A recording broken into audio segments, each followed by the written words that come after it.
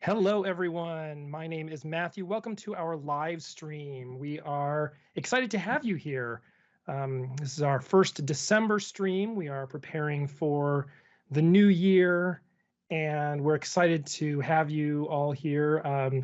Big, busy grant writing season for us. So I will hand this over to Chris, and he can tell you all about what we're doing, and we'll then get started. Yes, welcome everyone. It's a busy time, end of semester. I'm grading for my class, and Matthew and I are writing grants to fund our fake science project, which probably won't come up in questions here, but it's a big thing we're doing at the university. Meanwhile, however, we're continuing our live sessions, so welcome everyone from the online class or however you found your way here, and the floor is open for questions on astronomy. Excellent. Aquarius Francine is on with us live and would like to know, could the COVID virus be transmitted at the space station and or in the non-air of space? A good question, and I was wondering how long it would be before we had a COVID question. Not obviously related to astronomy, but you've made a connection. So the first part in the space station, absolutely. I mean, the space station is essentially, astronauts are breathing natural air. It has a slightly different chemical composition than the air we breathe, but not much different. So absolutely, it could be transmitted through the air. Space station air is filtered and treated, but if someone was infectious, the respiratory particles, the aerosols would transmit through the space station. I don't know. I think I read once a while back that astronauts on the space station are obviously tested many times through their run up to launch and then immediately before launch. And I know there's testing capability on the space station. So to my knowledge, unless they kept it secret, no one has tested positive for COVID in orbit. As for in vacuum of space, that's much harder. COVID is obviously is a viral particle. It's a spike protein on a virus. The question of whether viruses can survive intact in a space environment is essentially still open. There have been some experiments, some inadvertent experiments, where viral particles were attached to the leg of a spacecraft, and there have been situations where viruses survive the space environment for some finite amount of time, hours or days. But there also have been situations where the vacuum and the high radiation environment essentially destroys their genetic material. So basically, it's unlikely that COVID could survive in deep space. Excellent. The next question is from Rama Ranganathan, who has several questions. And just so you know, we'll probably take one at a time because I want to make sure that other people get a chance to ask questions. That doesn't mean that we won't get to the other ones, but we're just going to start with one for now, and we'll jump to some other people's questions. But the first one, they're all really great questions. The first one is, does dark matter get rarefied as the universe expands? Yes and no is the answer. It does get rarefied because the density of the universe is going down as the universe expands. And dark matter is widely distributed through space. So in that sense, it is diluting with the expansion of the universe. The only effect going in the other direction, of course, is that dark matter is self-gravitating, which means whatever the fundamental particle that we think constitutes dark matter is, it has mass, and therefore it exerts gravity. And so dark matter clumps or clusters in the universe. And we know this because we found evidence for extensive dark matter halos around every galaxy. So those concentrations of dark matter, the dark matter halos that essentially hold the galaxies together, they don't dissipate or expand with expanding space-time. So some fraction of the dark matter that's isolated in the halos of galaxies stays intact and does not expand. Some part of the dark matter that's in intergalactic space, because dark matter is throughout intergalactic space, that is indeed diluting with the expansion of the universe. Excellent, thank you. Wendy Traver has sent an email asking, what is the most important question in cosmology today? I think the most important question in cosmology is what is the nature of dark energy?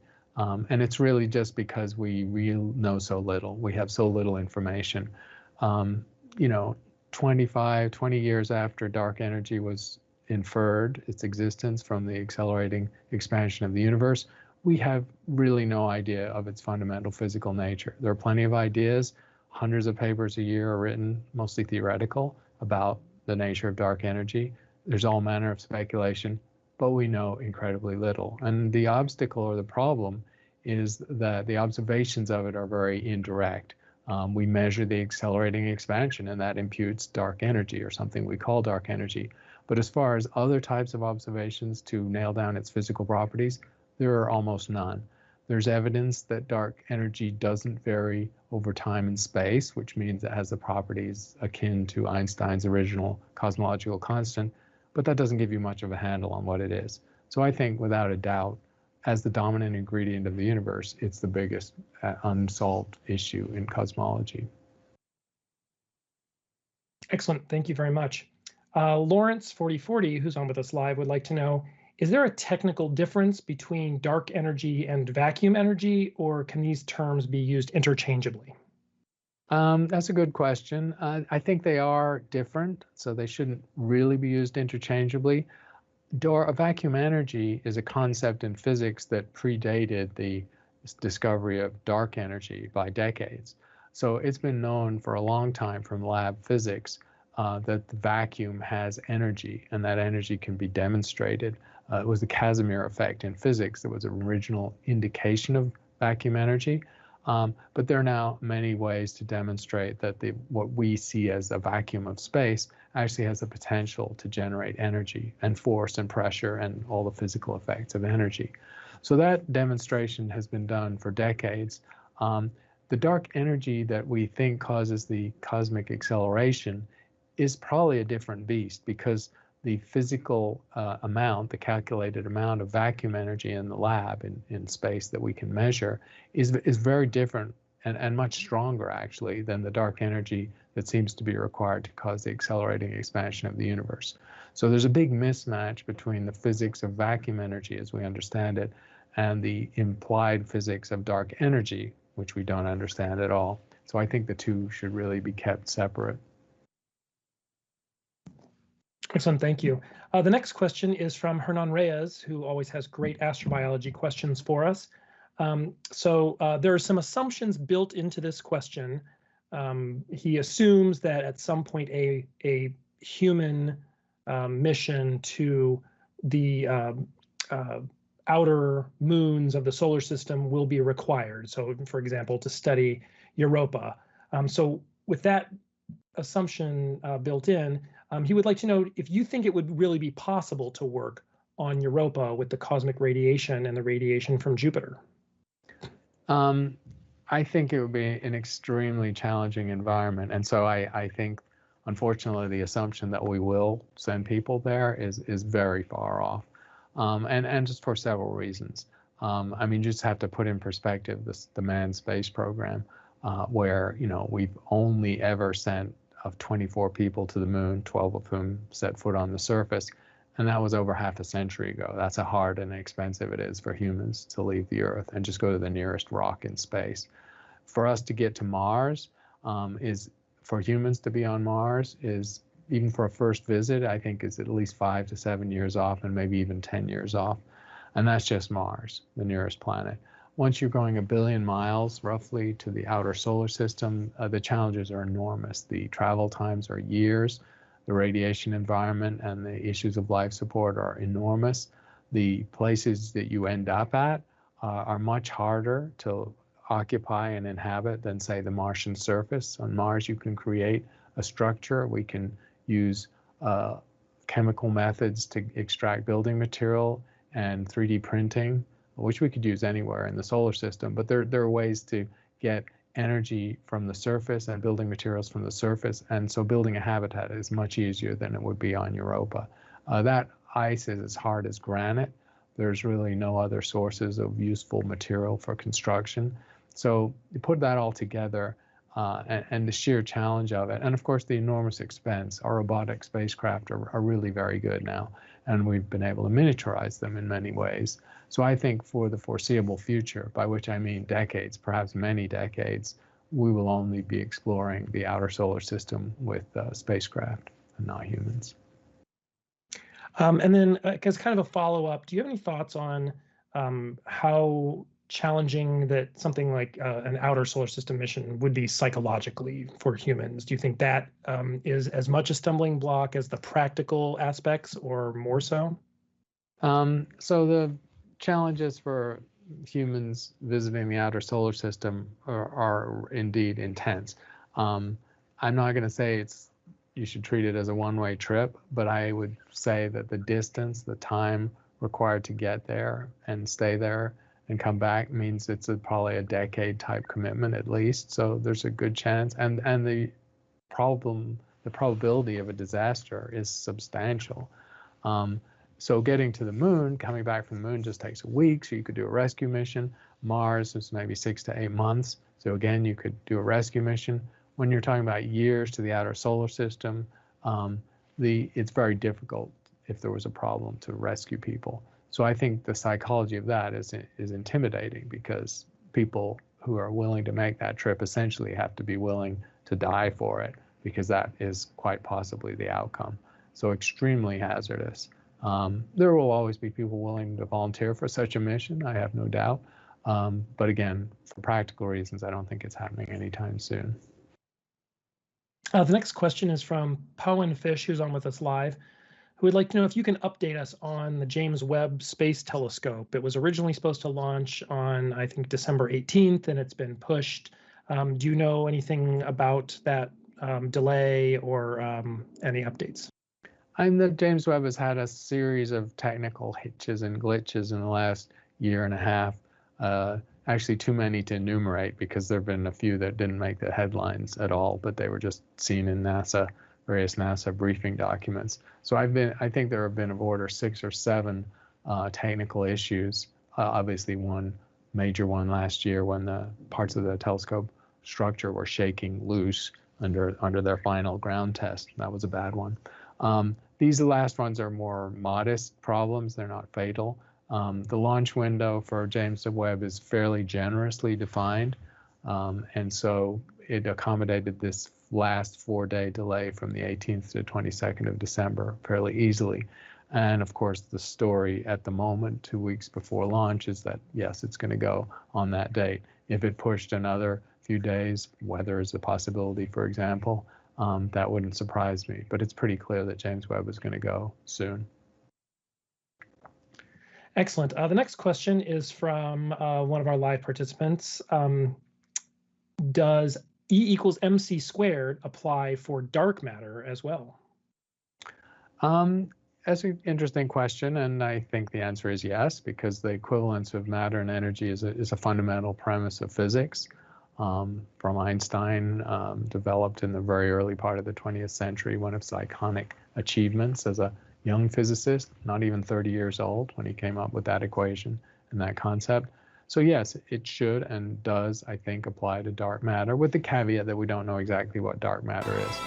But for example, if dark matter is a fundamental particle, which is what we think it is since we've ruled out many other options, then that dark matter particle would have an amount of equivalent energy just by that equation, E equals mc squared.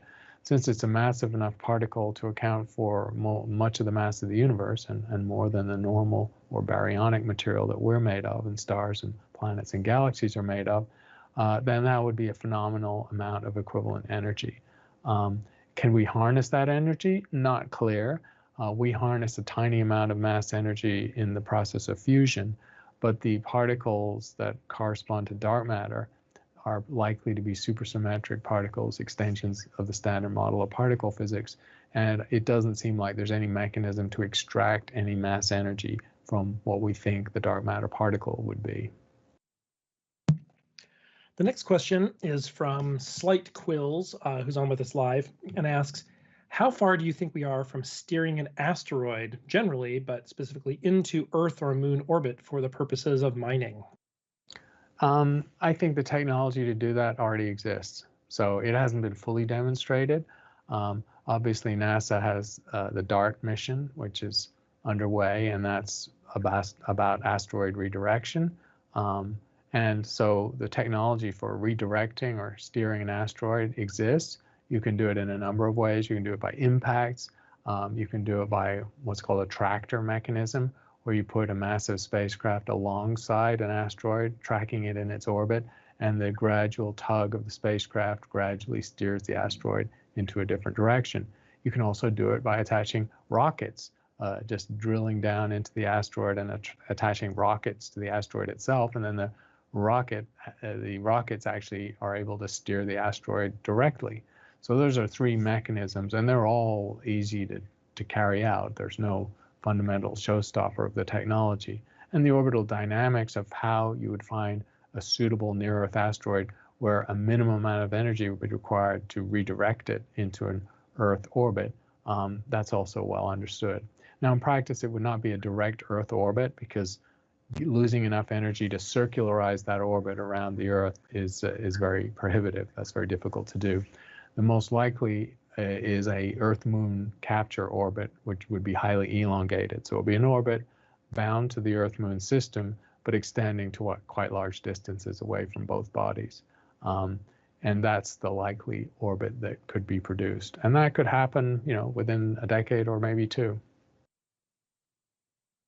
The next question is from an email. Has a photon ever been isolated? And why are these particles with different energies and wavelengths considered a single particle, even though they share, or just because they share some features? Yes, photons have been isolated, definitely.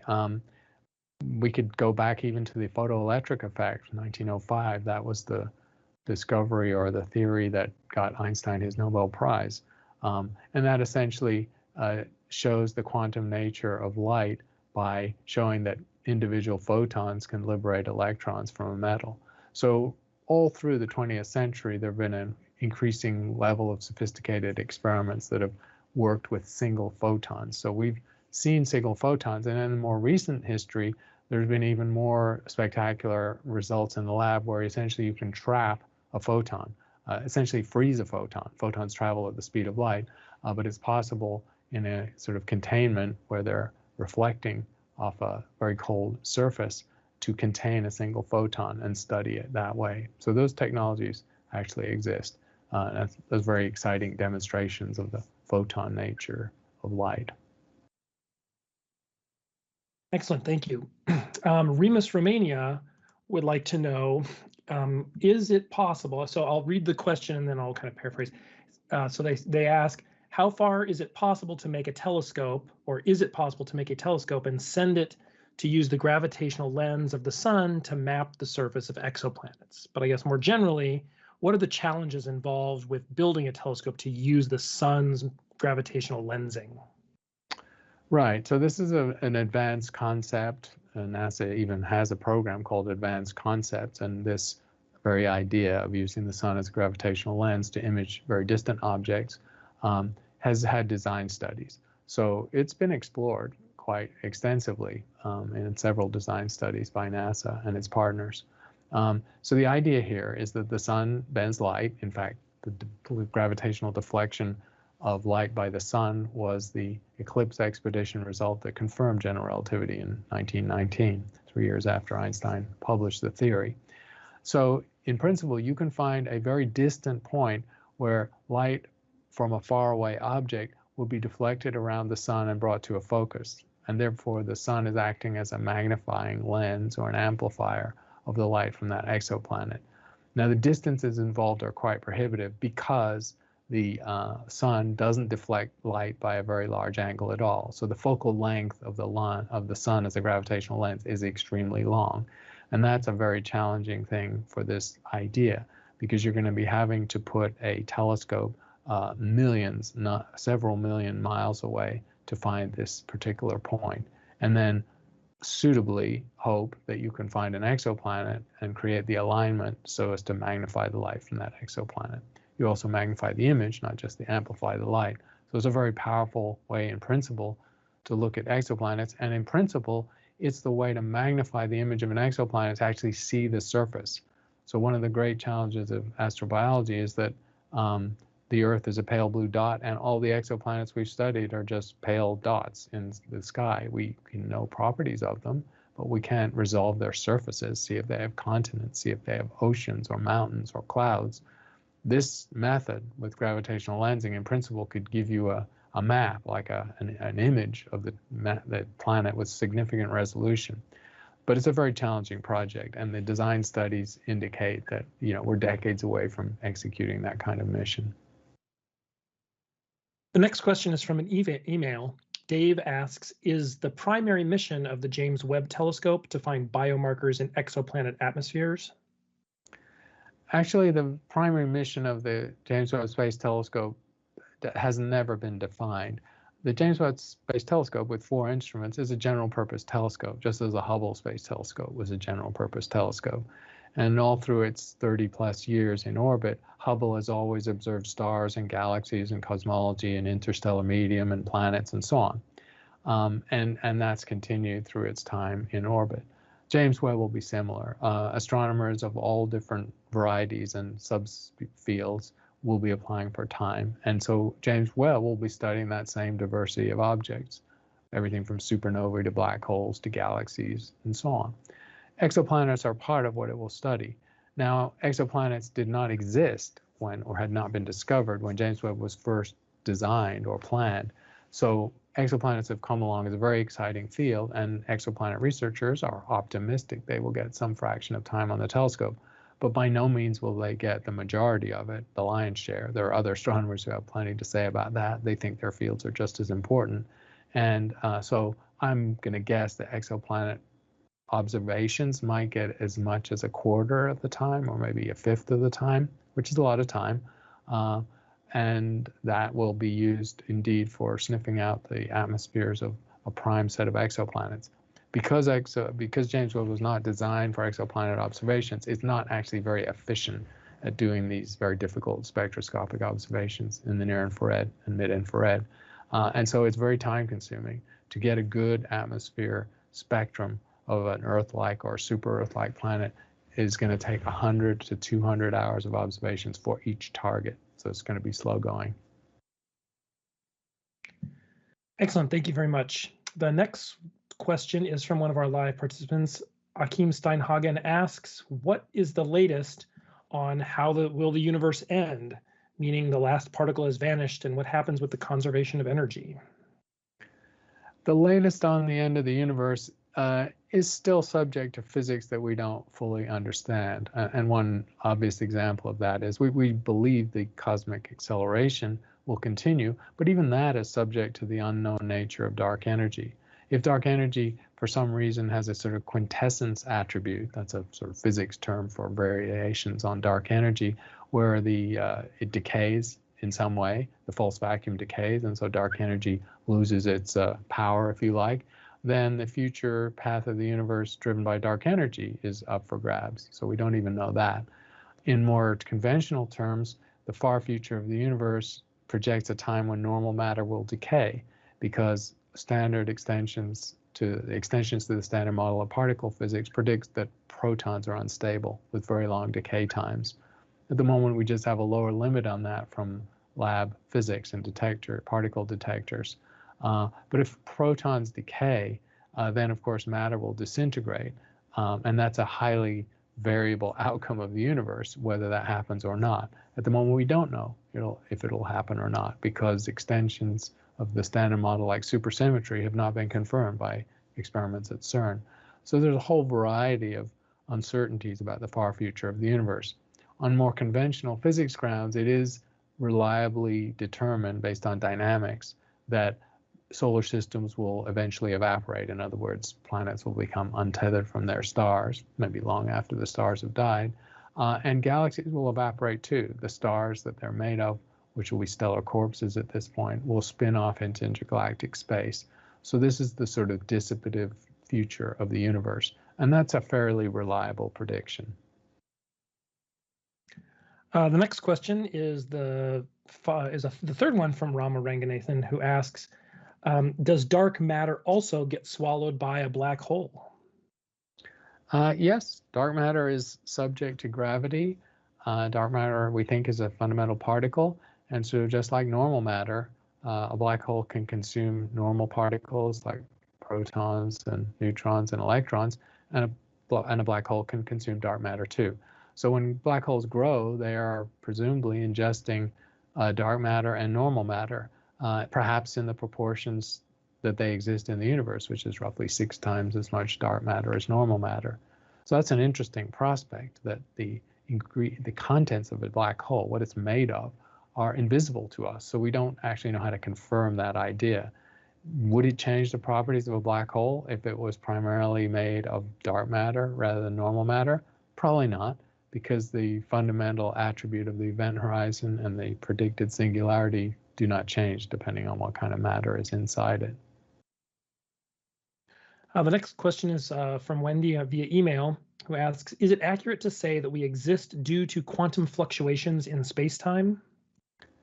Well, in a general sense, in the broadest sense of that question, yes. If the inflationary idea is true, then inflationary cosmology predicts that the universe emerged as a quantum entity very early on, 10 to the minus 35 seconds after the Big Bang or the initial event. And in that sense, that inception of the universe was driven by quantum fluctuations in the vacuum. So our universe, as it inflated very rapidly through the inflationary era and then more gradually with Hubble expansion, was indeed drawn from a vacuum fluctuation. Alan Guth had a way of putting this. He was one of the architects of inflation back in 1980 and 1981. He said the universe is the ultimate free lunch. The next question is from an email from Parth Sarda, who asks, Professor, can you please talk about the charge and spin of particles and how those affect their other properties? But with specific attention to the electron, who doesn't seem to obey parity. Right. So all subatomic particles have quantum properties. So the theory, quantum mechanics describes the behavior of fundamental particles. And so in that framework of physics, particles do have fundamental properties. Electric charge is one of them. The electron, of course, negatively charged, proton positively charged, neutron no electric charge. Spin is a tricky concept because we tend to conceptualize spin in terms of a little spinning top or a particle that's spinning like the Earth spins or the sun spins. But spin in quantum theory is not formally spin, so we should not visualize a particle as a little object spinning, because in fact, particles are not little objects, they're wave functions, which are distributed through space with a probability cloud distribution, so it doesn't even make sense to think of them spinning. And in quantum theory, it's called isotopic spin, so it's just a quantum property that we just analogize with words to be spin. And also particles have unique attributes of spin. There are particles with half-integer spin in terms of that quantum property, and integer spin, and these are bosons and fermions. And so these are unique attributes of different particles, and particles are not always interchangeable. When they have a particular attribute of spin, that dictates how they interact with other particles. The next question is from somebody who's on with us live. AstroVV asks, is information lost in a black hole, or does it go somewhere? Is it stored somewhere? That's an interesting question. That's still a research topic of active discussion. I would guess there are dozens of papers, maybe 100 or more, written a year on the information paradox, as it's sometimes called. And so it's an open question whether information is stored in a black hole and how. Ostensibly and on the surface, the information is lost because there's, for example, no way to retrieve information that falls into a black hole. We cannot inspect or interrogate the situation of the matter that's fallen in, so that information has been lost to us. And that, in a very direct sense, is the loss of information. Now, because that leads to a problem with quantum theory, which predicts that particle properties in interactions should be preserved forward and backward in time and in and out of a black hole, you have a conflict between black hole physics and quantum physics. And that's led to some people to figure out ways around this probably the most popular and the most long-lived idea. It goes back a couple of decades to Jacob Bekenstein, one of Hawking's collaborators at the University of Cambridge, is the holographic principle, which says that somehow the matter that falls onto a black hole, as its clock, as its time measurement asymptotically slows down, that matter is essentially frozen, or its information state is frozen onto the event horizon. So somehow the event horizon itself codes the information like a hologram, and maybe you could reconstruct it with some suitable inspection, but that's not clear how you could do that. Other theorists don't agree with that principle. They really do think that the information is lost and there's no way, for example, to retrieve it. And so if operationally you can't interrogate the event horizon of a black hole and find out what's encoded on it, even in principle, then it's operationally useless. You've lost that information. So that's the conventional view. The next question is from Remus Romania, who's on with us live. How fast is the lava cooling from the surface of Io, given the very low temperatures in the area of the Jupiter system? Right. The Io is essentially a sulfurous world, a volcanic sulfurous world, which at any given time has several active volcanoes, and there are spectacular images now of these volcanoes seen by space probes and occasionally by a ground-based telescope, and in silhouette they are quite spectacular. It's not conventional lava. Io does not have magma with the same sort of chemical and geological composition as magma on the Earth, as volcanic magma on the Earth. The high sulfur concentration means that most of the material ejected from the volcanoes on Io is almost pure sulfur.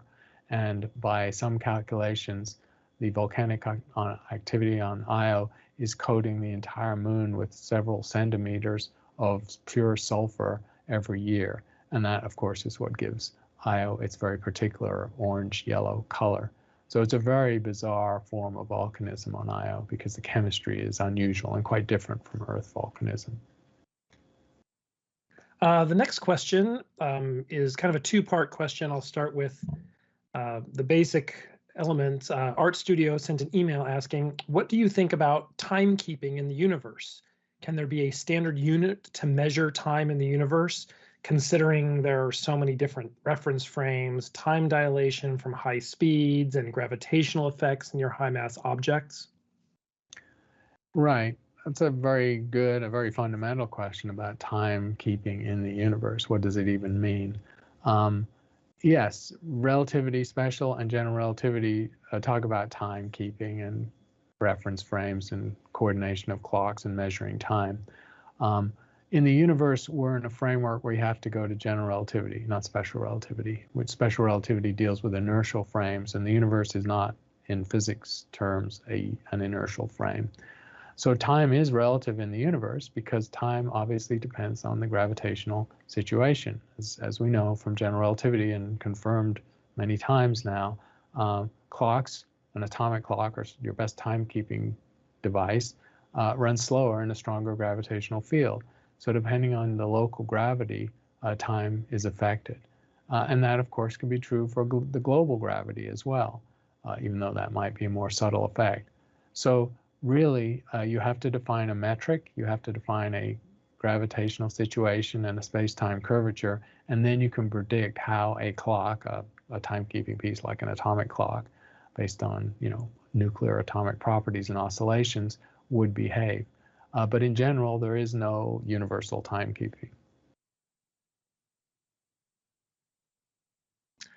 So then the next question is, as humans travel more quickly and further away, how do you think that we might deal with this lack of a universal time system?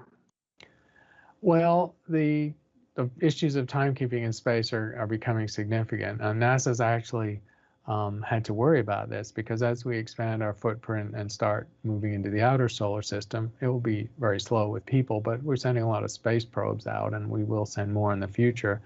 Then they have to keep time, they have to coordinate, they have to communicate with the home planet and send their data back and forward and receive and have commands. So timekeeping in the solar system has been an issue that NASA has actually paid a lot of attention to. As we move out into the universe, say, leave the solar system eventually with starships, this is centuries in the future, of course, we can take timekeeping pieces with us, but again, their time will be a reflection of the velocity that spacecraft is traveling and its gravitational situation. So I think there's no practical way we could set up a wonderful coordinated timekeeping system centered on the Earth that would apply throughout space as we leave far beyond the solar system. I think that's just not a practical thing to do. The next question is from one of our live participants, Himanshu Regasoy, would like to know, how long will humans be able to step on the Martian land? I'm assuming they mean how long will a human be able to be out on the Martian surface for a given amount of time? So when Mars is habited, has a habitation as we think will happen in 1 or 2 decades from now, the Martian surface, the astronauts, the people inhabiting Mars or visiting Mars will undoubtedly have to go out. They will have to do work out there, even if it's not the pure construction work, much of which will be done, we think, at this time by robots. There will be plenty of reasons why the astronauts have to leave their habitat for maintenance, for foraging, for exploration, for geological field work, for hunting for other deposits of water and vital ingredients that they need to live. So there's plenty of reasons they're going to have to be out on the surface, and they'll be wearing spacesuits, and they'll be traveling in rovers, of course. Now the rovers can be hardened at some point, not sent there hardened because that's very heavy, so you don't want to send a lot of weight through space. It's very expensive. So there'll be ways for a lightweight rover to be battle hardened once it gets to Mars using local materials. And so traveling in the rover will be almost as safe as being in the habitat. But walking around in a spacesuit is definitely problematic because the radiation environment is extremely harsh. So to answer the question, my guess is that astronauts living on Mars will be metered in terms of how long they can have as exposure to the Martian radiation environment to some number of hours per month or whatever, and it'll probably be a modest number. Remember that in getting to Mars in a spacecraft that will have some shielding but not much, an astronaut going to Mars will suffer the equivalent of a lifetime's worth of radiation exposure on Earth in just over half a year. The next question is from one of our live participants, H. Snoppy, who asks, when the universe expands, space is expanding. So if I have 2 objects and we look at the distance between them over time, do more Planck lengths come into existence? Well, that's a good question. Because space-time is expanding, and we understand that in general relativity, it is actually the metric of space-time. And then in principle, that propagates all the way down to the smallest possible resolvable scale. Now, Planck length is an interesting length to conceive of because it is the smallest conceivable scale. It's a scale at which the graininess, the quantum graininess of space-time becomes manifest. In simple terms, a Planck length is the distance light travels in crossing a proton. So very, very, very short distance, tiny subatomic distance. And so space-time is grainy at that level. And because we don't have a good theory for the graininess of space-time, the Planck length is beyond our standard physics. So it's not easy to answer that question directly. The next question is kind of a follow-up from Hernan, who would like to know, following up to the psychology question, do you think that a human crew could reliably work well or be stable long enough to do a mission lasting like 15 to 20 years? What do you think is the maximum amount of time that a human mission could reasonably last? I think, at some point there will be the willingness or the ability to find people who are going to make a lifetime commitment to space travel or space adventure. We think this will probably happen first on Mars because there will be colonists on Mars, and the initial setting up of a base there will involve resupply and probably people just spending a couple of years there and then coming back. But of course, the eventual goal is a viable, self-supporting colony. So those colonists will not be coming back, and they will spend their lives there, their adult lives. And it would just be an analogous commitment to have someone be willing to go to the outer solar system, essentially admitting right out the gate that they were not willing or necessarily needing to return home. So they were devoting their life to this activity. And it seems extreme, and it would not be, most people would not find it a very good proposition at all, but there will undoubtedly be willing people for this adventure. And if it takes decades and you're not guaranteed of coming home, then they will still consider they're making an extraordinary contribution to exploration of space, and they're right. Jeff sent an email asking, what are the, can you talk a little bit about what the job prospects are for those pursuing an astronomy or astrophysics degree at this point? I know the academic market is difficult to enter, but it also seems like the need for trained astronomers is growing since we have more and better facilities available. Right, that's a good question. That we have to also take it in a global context. I mean, I can talk more knowledgeably about the US situation, but I know what the data is for Europe and maybe Japan and other countries that have significant astronomy, and they tend to flow in lockstep. So there is a mildly growing demand for astronomers in the United States, for example, and not all in academic context. Probably a good fraction of astronomers, maybe a third, operate in different environments, not in universities. They work in NASA facilities or research institutes or national labs. And those, because the subject is very dynamic and growing in its facilities and its capabilities and its generation of knowledge, there's a demand for astronomers for that. And so that's a sort of very mild level of growth, I guess I would put it. Now, the problem is that in the US, there's potentially been an oversupply of PhDs. The number of astronomy PhDs in data were published by American Astronomical Society quite recently, actually. The number of astronomy PhDs has doubled over 15 years. And it's not clear that that's a sustainable rate of PhD production for everyone to get a job afterwards. There's a postdoc pipeline, which has grown in length from the typical 2 or 3 year postdoc, and then you move on to a permanent job or out of the profession, to 5, 6, even longer years or soft money positions. So at some level, people are marking time. And if there are no jobs for them, they've committed quite a long time to this activity and that training without the prospect of a job. So it's a little tricky to talk about the workforce and say what the needs are for the workforce. However, there is a small level of growth. I think if there's growth also in Europe, and there's growth in other countries that are trying to grow their programs. I'd mention India as an example. Not just astronomy, but also their space program is growing, and they need astronomers sometimes as part of that. So it's generally a good time for astronomy, but still there are many PhD astronomers that are out there on the job market that don't have jobs yet. While the formal unemployment rate seems to be low, maybe typically with the national average of 4 or 5%, there's probably an informal unemployment rate that's significantly higher. A related question, for students in astronomy, would you recommend Python or Matlab or both or some other software to best prepare them for a career in astronomy? Sure, these are both high demand skills. Python has definitely sort of taken over a lot of astronomy work now and scripting and so on.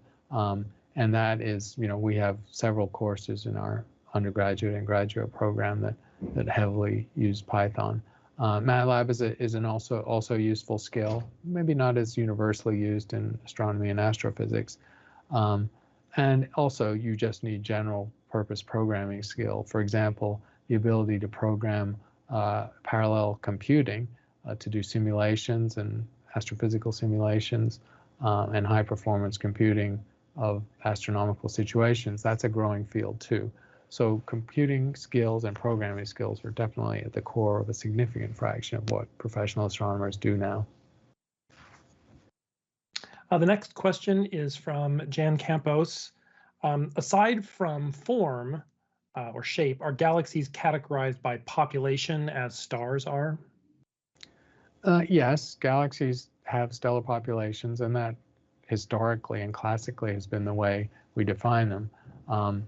There's population one. The designations don't make logical sense. They just came for historical reasons. Population one, that's a Roman one, reflects younger stars that are forming now.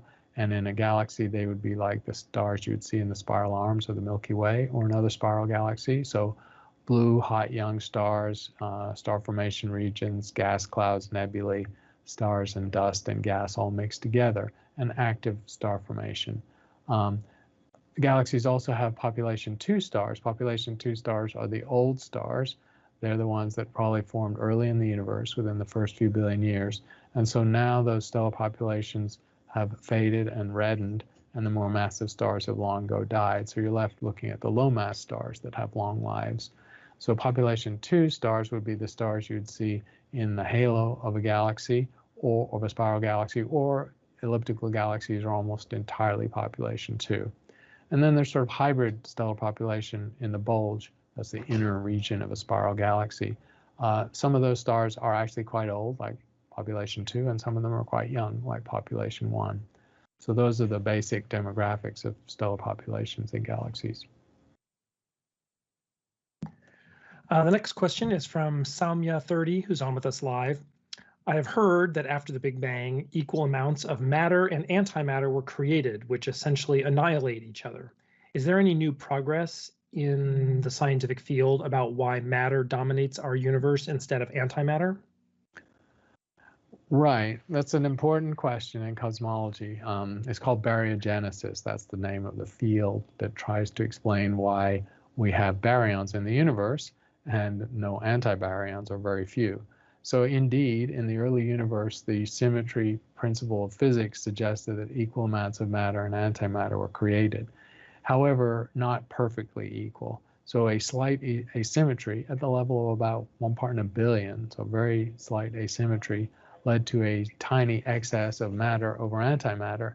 And when the annihilation happened, the quarks and the antiquarks, and then a little later, the electrons and the anti-electrons, you were left with a residue of matter that forms the stuff we see around us.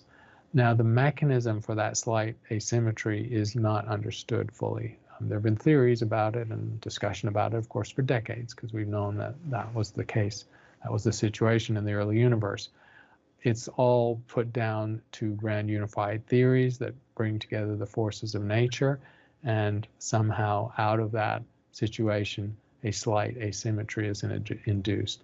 There are not lots of ideas of how this could happen in the physics theoretical literature, and there's no clear understanding as what the mechanism actually was. The next question is from Remus Romania, who asks, at the higher latitudes of Jupiter and Saturn, is the wind speed low enough that a balloon probe could collect scientific data for a long period of time, for example, longer than the Galileo spacecraft? That's an interesting question, and yes, the differential forces and the wind flows do reduce at the higher latitudes and near the pole. However, the problem is that the differential shear forces in the vertical sense, so down through the layers, because the planet is essentially a gas ball that's differentially rotating both latitudinally and also vertically in depth. Those will be extreme. And so it's not clear that a probe, a balloon probe, or some fairly delicately designed probe to be light enough could survive those shear forces. So even the polar regions of the giant planets are very inhospitable environments for a kind of floating probe. The next question is from Slight Quills, who's on with us live. I have heard that recovering organic astronaut waste from the moon might help us when it comes to future project on Mars. Can you talk about why that might be? Well, it's clearly a premise of any kind of long-term habitation of the moon or Mars that we have to essentially recycle or reuse everything. And that goes for the air, of course, that's breathed, and the water is a valuable commodity when you're living on an arid world like the moon or Mars. And so the respiration, the human breath, of course, contains quite a lot of water vapor. So you're going to be recycling water, you're going to be recycling air, and yes, you're going to be recycling waste material, organic waste, or the product of human waste. And there are fairly sophisticated ways to do this. This is not, as you might say, rocket science, because we've already learned how to do this on the Earth. It's not usually required on Earth because Earth doesn't have such an extreme environment that you have to recycle everything. But the technologies required to do so already exist. And of course, you can turn that organic material into suitable material for growing things, and that becomes a very attractive strategy. Faisal sent an email asking, what happens to light gases such as hydrogen and helium at the edge of the solar system? Will they remain alone forever or interact with other compounds? So the light gases in the solar system generally have a short life in terms of their residence on a planet. So one of the interesting things we know is that when the planets in the solar system formed and they had molten cores and they were very hot, there was a large amount of outgassing of light gases like hydrogen and helium. They emerged from the interior of the planet, and because both they were hot and because the planets have relatively weak gravity, these molecules or atoms had more than the escape velocity, and so they moved off into space. So solar system objects have lost most of their primordial hydrogen and helium. The other hydrogen and helium that exists in the further regions of the solar system, of course, it's cold at that point, and so it can survive there. If it's part of the gravitational sphere of influence of the sun, then that gas is retained. It's a very low density. There's about 1 hydrogen atom per cubic centimeter in the solar system out between the planets. It's a very, very low density, but it is retained by the sun's gravity, just as the planets are. Excellent, thank you. H. Snopey asks, why are we not building a base on the moon first? I assume they mean instead of on Mars. We may actually build a base on the moon first because it is much easier to do. So you probably are aware that NASA has a plan called the Lunar Gateway.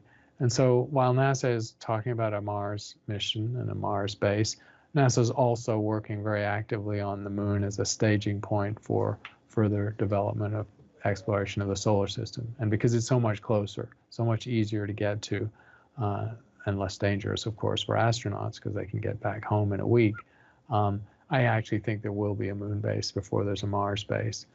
You can also test your ideas, prototype your ideas for how to build habitats from the local materials. The Martian soil is different from lunar soil, but not highly different. The environment is the same intense radiation environment, so you learn from that. Your ability to get rocket fuel and water from the soil is the same, similar problem on Mars and the moon. So I think for all of these reasons, we are going to use the moon first. And there are geopolitical reasons too. There's going to be a competition for who has this first base. China has announced very ambitious and aggressive plans for space exploration that include a moon base. They haven't put an exact timeline on it, but it's quite likely that it could happen in about a decade. That's a very fast timescale, and I think that will accelerate the United States in advancing its Lunar Gateway concept to include a lunar base. Excellent. The next question is from Giovanni 0071. Can AI, artificial intelligence, replace scientists? Or maybe a better question is, when can AI replace scientists? Well, AI is replacing parts of the scientific enterprise, or I'd rather say augmenting parts of the scientific enterprise all around us. So AI is already having a huge impact on science. For example, in astronomy, AI is now being used to detect subtle patterns and actually make discoveries in data, where the volumes of data now for modern astronomy with big detectors and big telescopes are such that astronomers essentially can't keep up. And while you can make a pipeline to reduce your data and put algorithms in place, AI is a self-training way of looking for subtle patterns and making discoveries. And there's been some success at that. So I'd say as a tool to augment what astronomers normally do and deal with vast data volumes very efficiently, AI is already having an impact. As far as replacing astronomers or any other type of scientist entirely, I think that's quite a long way off, because essentially you need to have AI that was operating at a full human level of intelligence. Because defining a scientific project and making a discovery from inception, from understanding your field to understanding an opportunity or an unsolved problem, to recognizing the tools you need to address it, theoretical or observational, to working through the problem, dealing with the limitations of the data or the theory, and then putting it all together in a package, that is a complete thing that AI has not demonstrated in any field, especially not science. So I think that is quite a long way off. The next question is, why are there no super-Earths or mini-Neptunes in our solar system? It's a very good question, and it's now clear from the statistics of exoplanets that our solar system is a little unusual. You always start with the Copernican principle, that there's nothing special about our position in space or our local situation, including the geometry and architecture of the solar system, and that seems not to be true, because the largest single category of exoplanets now is super-Earths, and the second largest category is mini-Neptunes, and we don't have any. We have 4 terrestrial planets and no super-Earths, and then we jump all the way up to the gas giants, Uranus, Neptune, Jupiter, and Saturn, which in themselves are actually quite rare. So the gas giants are a smallest fraction of exoplanet population. As for why, we really don't know, because we can run simulations that show how planets form, and we get different architectures, different masses, different locations of the planets that form. And these simulations do show that you can get terrestrial planets and no super-Earths, but of course the simulations get super-Earths more often than not. So at the moment, there's no simple answer to this question. We assume, however, it's due to initial conditions. It must be something to do with early geometry of the solar system, must have been retarding somehow the end state accretion of the terrestrial planets to stop them growing beyond a certain point, or choke them off from growing beyond a certain point. Probably because one of the gas giants early on was much closer in and sort of put a cap on the growth of the inner planets. That's just a speculation. The simple answer is we don't know yet. Excellent. Well, it is 10:59. We have time for one last question, and then we will wrap up for today. Planetary Terry would like to know if the Comet Leonard that is making a close approach right now is intriguing to you at all. And yeah, if you could talk about that. Yeah, I don't know much about, I know of its existence and its approach, but I don't know a lot of detail about Comet Leonard. Any comet that makes a near-Earth approach is interesting because we can bring to bear so many observational tools to study it. We don't usually have the opportunity to send a space probe out and approach it. That would be exciting, but cometary missions are few and far between. There've only been a handful in the last few decades. But making deep telescopic observations, watching the comet as it approaches and as the volatile materials are ejected from the surface by the increased solar radiation, doing spectroscopy and deciding what the composition of the comet is, or the composition, and also what its structure is. Every comet that gets close enough to be a deep sky object that we can see with the naked eye and then study well with telescopes gives us really important new data on the structure and composition of comets, and this one will be no exception. Thanks very much. Great questions as always. Thanks to Vicki and Matthew for facilitating the session, and I think we have one on the books for 2 weeks. I won't remember it well though, so we do have one more session coming up before Christmas. Yes, that's correct. We have one on December 21st, I believe, and then we have another one January 4th. I corrected the email, so of those of you who saw the January one said November accidentally. So that one's been corrected. Stick around though, because even though we're taking off, Vicki and Michael will be continuing on and doing some space news. So we hope you all have a great day, and we'll see you next time. Okay, bye.